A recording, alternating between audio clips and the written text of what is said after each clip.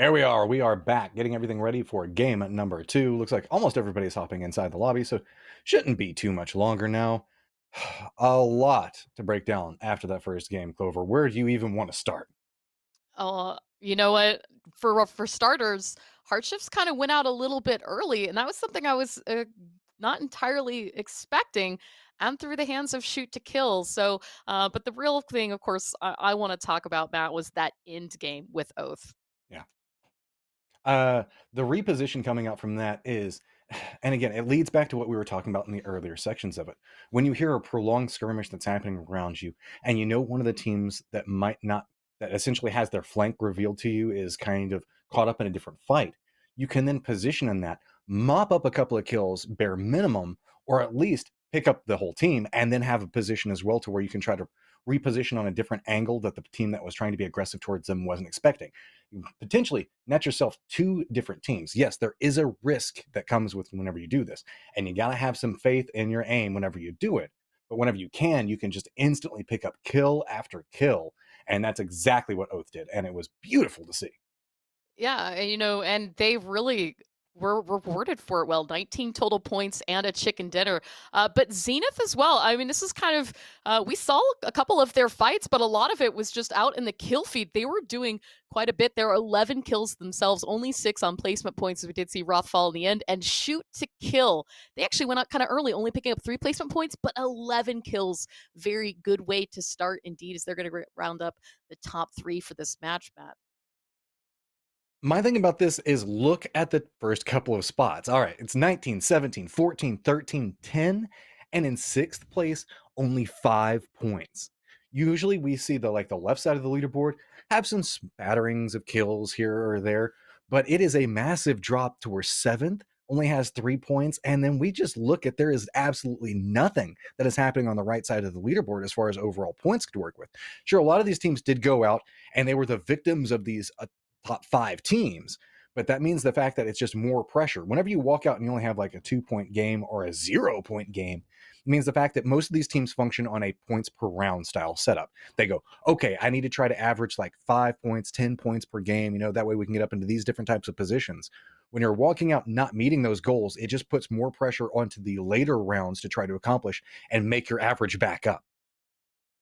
Yeah, and too, it's a little bit heartbreaking for some of these teams because this is their last day to play for week number 1. They are going to be off tomorrow for Sunday. Specifically, all the teams in Lobby B, we can see Hardshifts right now are still in first place for the overall leaderboard, but that match did not help them any. Now, Zenith, on the other hand, is going to see themselves with a little bit of a leap on the leaderboard now in fourth place above Gravity and Oath that are also still playing. Gravity and Oath, though, 1 point apart. And so this is where the battle for the top 3 can get a little bit busy. And I think, too, if you're one of these teams in B, you want to finish out as strongly as possible as you can today. And so far, that first match was very promising. But when you look again on the right hand side, of course, this was only the first game for all of the Lobby C teams to play, but quite a bit of those teams put down a few goose eggs in terms of kills, and that is going to negatively affect their ability to start to play catch up. No toxicity intended in this, more just cheering for the other teams and how this worked out. But pros don't snake has already played a full day of games, all 5. And so far, shoot to kill and any trolls in chat have already jumped them. If this trend continues, they're looking forward. I mean, keep in mind, I know we're talking about trends in the first game. I know, chat. I know you're already getting on to me about it. But let's be honest, these are two teams that we know that can generate a lot of points. If they can continue to do this like they did inside that last round, this is going to be just crazy looking at how we can see that C is going to be playing through the remainder of this. It feels like everybody in C is very, very gun heavy. And that's the type of action that I want to see. I want to see people going for as many kill points as they can pick up, especially in the earlier mid stages of the game. So plane path comes through, pretty simple, nothing too crazy, just going pretty much straight through the center of the map. See, most teams have either separated north or south, still separating out, trying to get a little more of a drop. ATC's found themselves in a little bit of a difficult spot, as they are going to have the Hardshifts taking a couple of pot shots at them. Looks like Purdy Curdy has at least vision on what's happening as they're making the pass through, and the circle's going to pop, and it's going to be back over Ooh. towards the west with a little bit of military base island in play. You know what? This type of circle mat can be a little bit tricky because there have been a handful of times where the circle has still stayed heavily on military through those early shifts and given you kind of a 50-50 split on is it going to go main island or is it going to go military. And so through phase one, you can't really discount military just yet because there is still a world where this will shift down in that direction. But additionally, that such a low flight path kind of hurt ATC a bit. Did see they were able to steal that car from the Houston Hardshifts, get back to their northern spot. But now a couple of early skirmishes here in the kill feed where a few players got a little bit too far away from the rest of their squad, too close to some enemy territory, and already down now to 63 players. So we did lose one. See, I want to jump back to what you were talking about a second ago, how there's, I guess, enough of military base island in play to still be problematic for the way that a lot of these teams think about it. You can see that we do have the gas cans that are the only team on military base island. I almost feel like if gas cans decide to go ahead and make their way over towards the main island and nobody plays military base island, those are the times whenever we see it actually stay in play. It's almost like the circle is mind gaming people. If one team goes, okay, maybe there's a chance it'll stay here, it'll instantly pop away. But if everybody goes away, that's whenever it's like, all right, well, everybody cut your way back across the bridge because we're still going to make sure that there's a little bit of military base island in play. So rotations coming in. Our Eastern team is really the only one's going to have to move a lot, but Comet's still carving along that path. They've got pretty much control of the center. They play that area that's just a little bit north of Ferry Pier and towards the east of that, along that hillside. So a lot of opportunities to pick up different loot and different positionings. But if early rotations come into play, they might find themselves contested, as a lot of these locations are prime real estate for people that are trying to center up early. And centering up early is definitely going to be very important with a circle like this. There's so much water and, of course, military island into play. And so, if you were to say subtract that from this zone and say that is eventually not going to be here, you really only have half the map that's playable. And if you're thinking ahead, if you want to be a team that plays center and tries to have position through the late game, you're thinking, where can I send it right now? And as we see teams like Ascendance, who are already full stacking into a vehicle, rotating to that next location, they're thinking, how can I stay ahead of the zone? How can I stay center? And how can I make sure that I beat out other teams from already getting there? And that's the tricky things with zones like this, because the places where these teams can go is much smaller than if the entire phase one would be playable map. So whenever we're looking at the setup, I'm kind of looking at how everybody's positioning. We can see that Rarity is kind of looking back over towards Hardshifts' location. Hardshifts is in the process of regrouping right now, but I don't think it'll be too much of a danger for anybody, as it looks like both teams have kind of already situated on where they want to go. Back over towards the east, we do see that Dodge is still running their four-man split across in the process of looting. We might see Gravity, Oath, or Liberate, Zenith, any of those potentially come along that path. So if they stay separated, they could potentially get a couple of kills, or if they firmly regroup and somebody passes close enough, they might have a chance to get kills in that fashion as well. Like, pretty much all the onus right now is on all of our Eastern teams to see how they want to handle what's happening. So Virtue is also making their rotation back over here. Elusive's falling right up back behind Ascendance, and Ascendance looks like they're not too pleased about this. They're going to go ahead and rotate it back around, stop, see if maybe they can set up, go for a couple of shots onto him. I think they got a little bit of tick damage, enough to say, hey, don't follow us, and now we know why, because they're all rolling together in one vehicle, and that would have been disastrous if Elusive decided to chase up after them. So I like this. Stop, jump out of the vehicle, take some shots, buy yourself a little bit more space, because they knew that they were in a dangerous spot. Still managed to reposition back over, and look, now your neighbors are going to go ahead and be elusive, so you can continue to shoot at each other to your heart's content. Oh, your neighbors are being elusive? Is that an intentional dad joke there, Matt? I will say yes. Toffees will be proud of me if I say yes, right?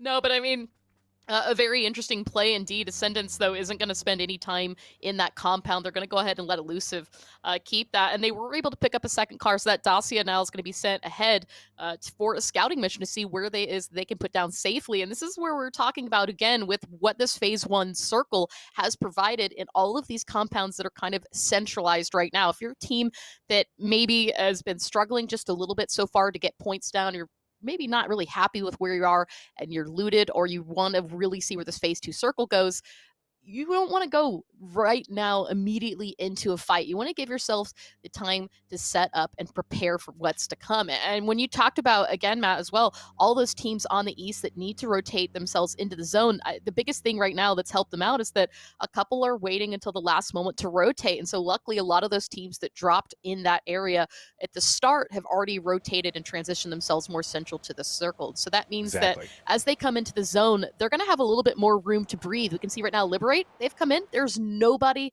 close. Zenith is all the way up in Razak north of school, and that's not going to be any problem there in Potato Hill. But the rest of the teams that still need to come out from Milta and Milta Power, that could be the big question mark that we might see as phase one comes to a close, how close they rotate to each other.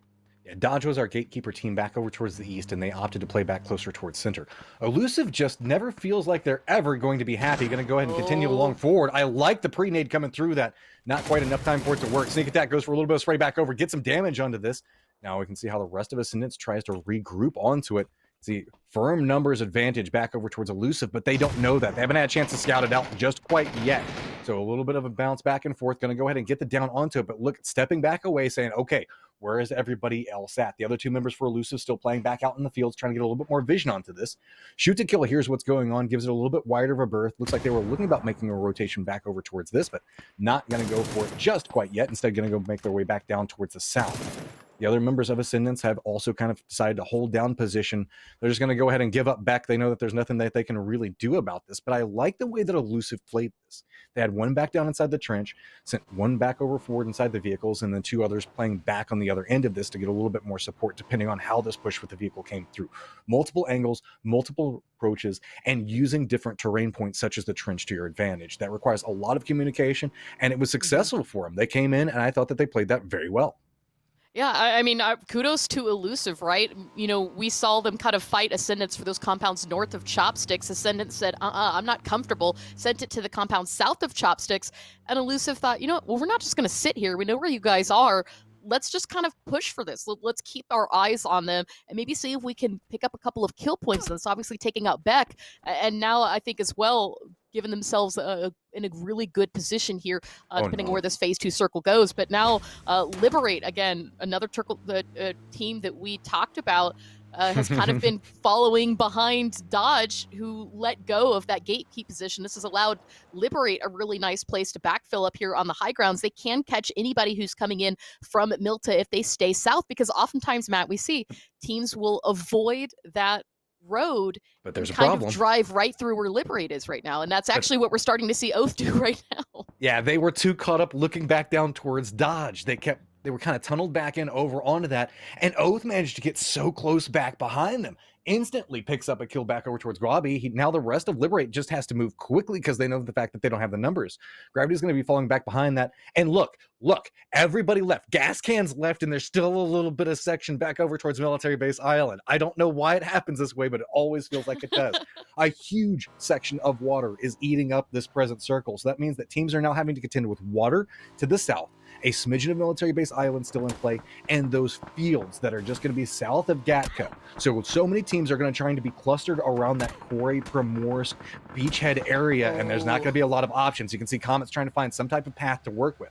Monty taking a little bit of tick damage as he makes his way through. Going to go ahead and try to cross over there, but it's going to be Oldless that does spot him out and take him down. How are the other members of Comet's going to respond to this, as it's very separated out? They're trying to figure out how they want to make a play back over towards it. Looks like they might be opting back over towards Ferry Pier. Look at the amount of teams, though, that are looking back over towards Quarry right now. You can see the Elusive shifted all the way back over towards the west. One Eye Open could be making their way back down over there. ATC looks like they're going for a similar play. Zenith going back along a similar path. Looks like Rarity's already held down their position, but Virtue's going to have to figure out how they're going to go through this. There's just not a lot of good, safe, playable terrain, and that means that you're going to have to fight for it. I mean, fighting indeed. As we can see, Virtue still has not made it into the zone as well, kind of taking this walk up onto Sega Rarity. There's actually bullets coming across Zenith and a few other teams taking shots in this area. So we're continuing to see multiple squads backfill locations from teams that we were just looking at moments ago. This phase two circle shift popped so far south, as you said, with that much water into play. Areas like Ferry Pier and Quarry are looking very tasty right now, but those teams that have taken a little bit too long to rotate in aren't going to be able to do so without it being and contest it a bit. Amazingly enough, though, Elusive is able to get to Primorsk for free, but on the back side of the map is ATC. And so when we kind of wait to see these last few teams get into the zone, we're probably going to have quite a lot of fights here in the early to mid game than we would typically see, just because of how much water is in play here. One of the key factor teams right now is actually going to be Rarity in their position. You can see that Comet's taking a couple of shots back over towards the gas cans. There was also a team that repositioned back over there. I don't remember exactly what, but you can see Rarity right now is in a position where they can actually contend around 3 different teams. You can see that they're already going to go ahead and get a couple of shots back over towards Evasion, take him down. That's going to force the rest of the team to figure out how to respond. But like we were talking about, there's just fields. So with Rarity holding down this position, you can see there's not a lot of cover. This vehicle isn't going too fast. Sucre's taking a ton of damage and is just going to have to stop off onto this point. They're just going to have to jump out, and this is going to have to be their life. They're going to go ahead and get hit from the backside of this. Grenades are still going to be throwable from this distance.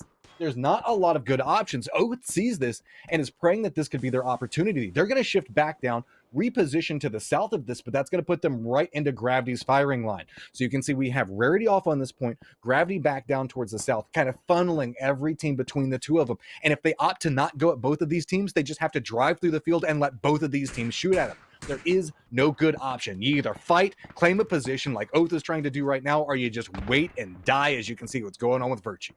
I mean, you're absolutely right, Matt. They have to, because of how many teams are stacked up on every single side of this field even. We've got multiple fights in every single direction. And now as this circle is shift, that is the worst case scenario for all of these teams, because it means that they have to finish up this fight very quickly and start thinking about how they're going to get into the zone safely. And oftentimes that means taking care of the enemies at your back right now, as we see Tanaka, the only person still standing for Virtue, quietly walking up onto Rarity, seeing what he can do about the situation. Because if he tries to rotate out and away from this, there are so many other teams waiting for him, and he's going to find one here, gets the knock onto Innate, and immediately pulling back away.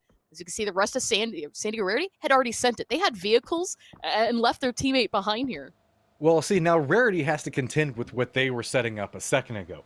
They make the quick cross, they run across the fields, they're going to be running right along the position that Dodge has already held up. You can see the bullets hitting back over towards the left side of their vehicle, but they're going to continue to send it back over. Comets has been caught up in a lot of fighting right now, so you're going to have to play this very carefully. It looks like they're sending it right around the location that Vegas is trying to reposition away from, as we do have the Guadalajara gas cans that are holding down a good sight line off of this. Voxic's got himself a position where he can maybe take some shots depending on how Rarity opts into playing this. They're just going to go ahead and hard break right in the middle of the beach, trying to find some type of angle. The rest of the gas cans can't really provide a lot of support, so it looks like they might be able to make it back over towards safety. Meanwhile, over towards the west, you can see it's going to be one eye open, having to make their way back over towards the east. That's going to put them in sight lines against Shoot to Kill and ATC. And back over towards the north, Ascendance is going to be pushing back over into the Hardshifts. And again, this edge play that we've really seen from so many teams, this circle is making this so difficult, Matt, for all of these guys to get in comfortably in safety. One eye open right now, trying to contend with ATC here for the western side. They do have this nice little bit of high ground that's inside the zone, just barely, but with ATC right down below you, that's not safe at all. As you can see, actually, Marcella getting a beautiful shot there onto Manhardy. And Destinator is actually going to get Marcelic onto this as well. So a little bit of a nice trade, but there's so many teams in this area, and this is not where you want to go down. It's going to be the shots coming up from Primorsk and Elusive that are really going to make this more difficult. You can see that one eye open decides, hey, all right, let's try to see if we can reposition back around. We know that they're playing back down in this low ground position, trying to find an angle for it. Winlow takes a smidgen of damage, still looking back over to the other side of this, knows where Sharpshot is playing at, saw him just a second ago. Can't really get a play out, as now he is the last one up for his team, and not a lot of options. Shoot to Kill is still playing back over towards the angle. So Winlow, if he opts into playing back over towards the north, or even back over towards the east, is going to have to contend with them. Meanwhile, any trolls in chat just have so many numbers and this nice, comfortable low ground point. Low ground is sometimes problematic, but the way that they're playing it, they're trying to use it to funnel people in so that way they have clear, easy sightlines. It's almost like just making a shot down the Death Star, you know what I mean? Whenever they just jump back down inside that tunnel. Sometimes the high ground is great, depending on how you play it, but ATC is making a ton of work come out of this low ground position right now. So new circle is popped right now. You can see that back over towards the north, it's going to be Oath that does eventually bump into Ascendance. A lot of damage coming out from both sides. It's going to be Pat Caps looking back over. Zraven's playing back on the other side of this, but Zenith hears this and is starting to reposition back behind Ascendance. Oh, and a very nice positioning for Oath. Unfortunately, they've actually lost quite a couple of players into this. They've been putting pressure consistently through teams on the east and northern side, and unfortunately, through all of it, find themselves pinched, but good pressure there onto Ascendance. That is it for them. Zraven falls there. Relo's going to pick that up, and they will be able to get the res onto Snakers. So Oath should be able to remain 3 strong unless Zenith chooses right now as the time to push. We could see just a little bit too cautious to see if it's the right time, but Punage, beautiful headshot there onto Pat Caps. Quick tap back over towards Pat, and he goes down. They can see back up the hillside. They see a lot of bodies down, so they should have an idea that this fight has already calmed down. It's all a matter of how they want to play it. They know that they're pretty close to the circle. They don't have to over-aggress onto this. Just reposition just a touch. I'm pretty sure that they are also aware that Hardshifts are playing back along that fortified line. We see the fact that they're holding down the wall right now. Anytime somebody takes a shot, they reposition to try to find some type of point to play around. But Roth was already in a good position to go ahead and have high ground advantage to see if anybody repositions around this. Shoot to kill back down towards the south of this, though, did reposition and is now is a perfect spot to just wait and see how it plays out between ATC and naturally the last member for One Eye Open. Oath does manage to go all the way back around and reposition next to the Hardshifts, but that's going to be very, very careful back over towards that one. Going to go ahead and get taken down. And now it's kind of a little bit problematic for Relo as he's the last one up. 8 kills already been had by Oath, but they're in a little bit of trouble as the numbers are definitely stacked back over into Hardshifts, and this is their home territory. Trouble's a bit of an understatement here for Oath. Unfortunately, as you said, losing the rest of their team, but Relo, as a one-man, can do quite a bit for themselves in the late game. I think the play coming out from them here might be to be a little bit passive until we can get a few more phases in, but Elusive, who's come out of Primorsk now, finding themselves kind of out in the open beach. This is what we were talking about with this circle, Matt, is all of these open areas and how difficult it's being for some of these teams to transition to their next little bit of safety. Now, Fizzle's going to find some little bit of coverage here in one of these blast holes, but any amount of utility, and that could be lights out for him here. So he does need to be a little bit mindful. It's smart right now that the whole squad is not stacking into that one position. And back again to ATC, you talked about this low ground position. The one last player for One Eye Open, it was Winlow, had actually taken STK's attention and driven them a little bit further north. And that gave ATC some breathing room to not only regroup, restructure, but wait out this zone and come in a little bit safety out of the eyes of shoot to kill. So depending on where phase 5 pops, if it's going to hang around to the west a little bit longer, if it's going to take them much further away, could push these two teams into each other for the next fight. Well, there's an interesting thing that's going on right now. So we've got shoot to kill that's playing back over towards the west. Everybody should be familiar with this if you played any type of PUBG. This hillside that's just to the north of Ferry Pier. Usually, a lot of teams like to try to take that over and hold down different points inside of it. It's pretty open in the center. There's really just the Guadalajara gas cans that are holding the buildings that are just to the south, but you can see that hillside pretty open right now. So with the new circle shift really making that a position, all these teams back to the north are going to have to figure out if they're wanting to contend with STK or if they're just going to hard push it back over there. But they're going to be very hesitant to do so because usually there's already a team holding down that point. And it's just asking for you to die if you just try to hard send it into that position. Trying to knock over the vehicle, see if they can manage to get back up. ATC looks like they're going to go ahead and cut back over towards the beach where remnants of a lot of teams are in position at. Elusive doesn't have a good sight line back over towards them. The gas cans don't either. On the other side of this, almost mirroring it, looks like Dodge is going for a similar thought. So we might end up having both of those teams just bump into each other right in the middle of the beachhead where we have the remnants of Commonnets and Rarity hanging out. Gas cans looking like they're trying to take a couple of shots back over towards it, but any trolls in chat have to play this very carefully. Meanwhile, towards the north, I don't know. It feels like a game of chicken right now. None of these teams want to move just quite yet because they know the first one to move is probably going to die.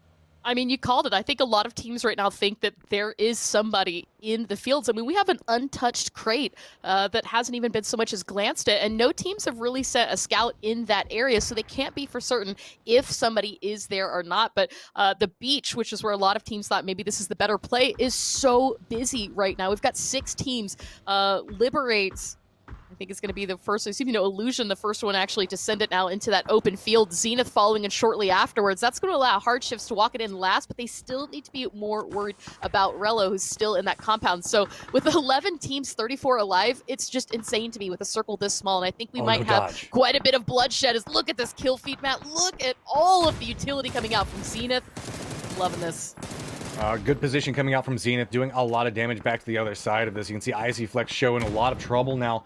Luckily, nobody's made the move yet from the Hardshifts. They're still holding down back over towards the north. I don't think that Shoot to Kill is quite in a position to really capitalize off of this just quite yet, but we know that they're a team that likes to chase after a gunfight, so Zenith needs to end this quickly, otherwise they're going to be fighting a two-front war. Zenith sitting on 4 kills right now, just trying to play this a little bit more aggressively, but that stall could come back and bite them so hard. You can see Hardshifts back over towards one angle, but here comes Shoot to Kill right up back behind them. It's going to be Zenith that was playing this aggressively and had control, but now they're starting to lose it. Too many different fronts. Luckily, a little bit of support's going to start coming in from the side of that, and it's going to be Hardshifts just raining damage into Shoot to Kill. That's buying more time for Zenith to try to get something to work, as Roth is just trying to cling to life right over in this position. Illusion back over towards the other side of this now, looking back over towards the Hardshifts. J-Sank out inside the blue, nowhere that he can really go now. He's going to have to commit to this run, and you can see Roth is thinking, okay, I can at least maybe pick up a point off of it, just laying atop the corpse of his friend. Trying to see if he can get something. Illusion still sitting on 3. Thought that they were going to go down very quickly and die, but looks like they managed to get reprieve from the gods, as it looks like everybody just worked in favor to keep them alive. Somehow Illusion survived this onslaught. Hardshifts really took the focus on to Shoot to Kill and Zenith, as we see J-Sake is going to bleed out along with Chubba, but not before they're able to steal some knocks and get up quite a few points for themselves. So a little bit of a late explosion from Hardshifts, but now that said, you still do have 3 squads in this area, and with 3 up for Illusion, we can see Light Show and Icy Flex trying to spot out Roth, who's lying prone, but they can't overextend too far, or they're going to make themselves very open to Shoot to Kill. And I think that's the one thing that's working in Roth's favor right now. As long as he lies low, the other 2 teams are going to be able to spot each other out sooner than later. Now, that said, ATC is eliminated, and all of the chaos that's been going on at the beach is starting to come to a close. But the way that the circle shifted, Matt, Elusive and Dodge still need to get into the zone, and they have to get through gas cans to do so. But Roth, here you go. I like this. Get the quick spray back over towards it. Go for the reload. Play around it. See if the fact that teammates are going to feed information. Use. Oh, the car blows up and there's nowhere to go. I like the. Okay, well maybe I can run with it. Nah, it's not going to work. Always seems to be that way. All right, so back over towards the south. Let's give you an update on what's going on. Dodge is repositioned right against this front wall. Decimator's trying to go for a flank back around behind this thing. Maybe he can get some damage, get a knockback over towards it. Elusive is now playing back over towards the west. There's a little bit of a dip, as it looks like we just got the Normandy beachhead going on right now between these teams, trying to slowly encroach back over towards it. And Guadalajara gas cans are kind of overseeing everything that's going on, but they're not playing it from an aggressive point right now. You can see that they're firmly defensed up, but they're not really wanting to, they don't want to play their hand. They know that they have the numbers advantage, but the problem is they're losing territory around them. They have 2, potentially 3 teams that can encroach on different angles. They're just now starting to play more aggressive back down towards the south, moving all their players back into that point. But with this, you can see that Dodge really has this little bit of a lip that they can play around and maybe make a couple of plays. It all comes down to how Decimator plays this and if he can find an angle to work with. And Decimator's got to make a play quick, because the blue's coming in back behind him, and he either needs to get a play out of this or something, because the longer he stays here, it just means the higher chance that he's going to die for nothing. So you can see that's why he's getting a little bit more aggressive with his peaks, trying to find somebody, somewhere, something to try to make this work, and says, nope, nothing's going to happen. I'm just going to have to send it and pray the fact that nobody's looking this way, but that should draw everybody on Dodge's attention. Quick pickup, and they're just going to go ahead and take him down as the blue does polish him off, but it's going to go ahead and get flushed out. On the other side of this, it looks like Shoot to Kill gets control of the north.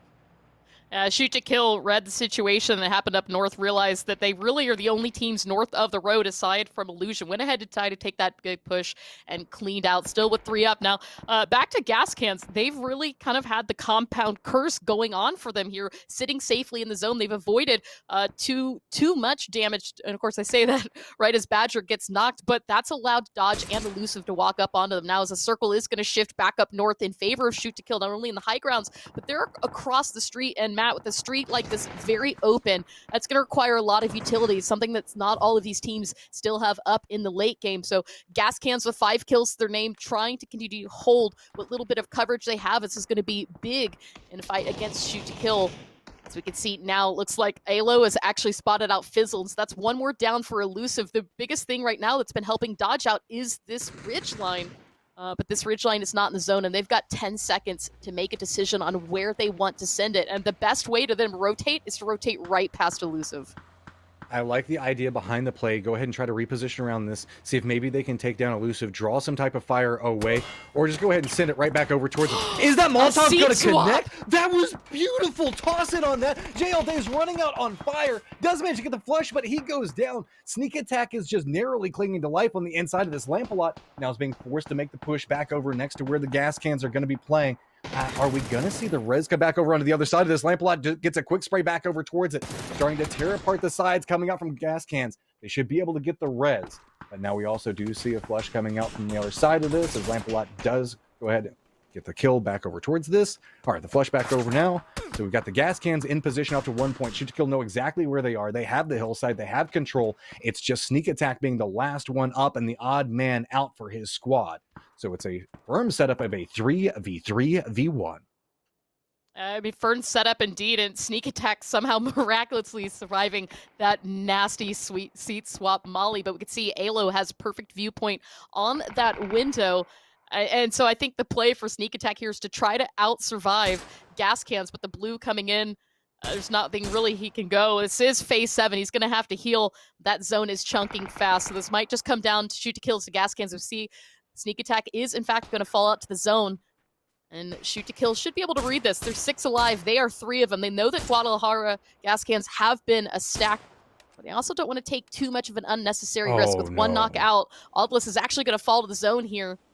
And this might be the time. The circle's actually going to shift once again in Shoot to Kill's favor. I think they're going to get the res, but now if your Shoot to Kill slowly coming down the hill, the decision kind of needs to be made soon. Are they going to attack the compound, or are they just going to wait out the phase? This is phase 8, Matt, and you and I both know that phase 9 is going to be directly in the center of this position, and that is going to force gas cans out of the compound. And so if Shoot to Kill can be a little bit patient on this, gas cans have to come to them, and that could make for some easy shooting here. Always make everybody play off of the way you want to play. Don't force an action unless you need to, and that's what Shoot to Kill is presently doing.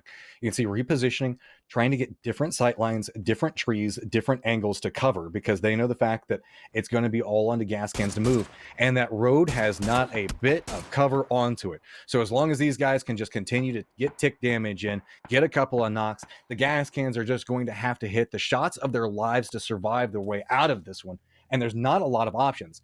Alo's going to have to play this pretty carefully. Looks like he's eyeing back over towards that crate, but I think he might have time for it. We'll have to see how that one goes.